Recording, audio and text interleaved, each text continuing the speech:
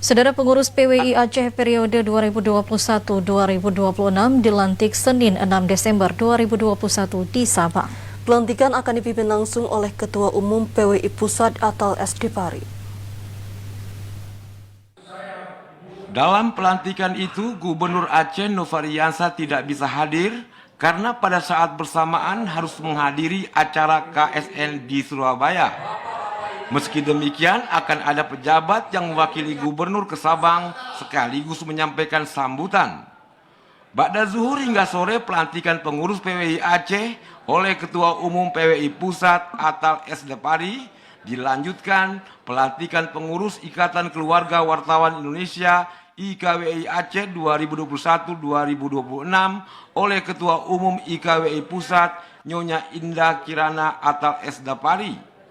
Ketua Persatuan Wartawan Indonesia PWI Aceh Nasir Nurdin mengatakan, kegiatan dilaksanakan tidak hanya pelantikan pengurus PWI, tapi juga seminar pengembangan pariwisata Sabang di tengah pandemi. Pelantikan dan seminar sudah siap dilaksanakan sehari penuh di gedung DPRK Sabang. Sedangkan malam 6 Desember di Aula Matai Resort dilaksanakan konferensi kota Konferkot PWI Sabang.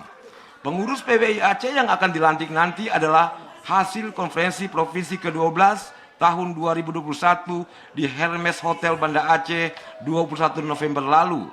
Dalam konferprop tersebut, Nasir Nurdin terpilih sebagai Ketua PWI Aceh 2021-2026.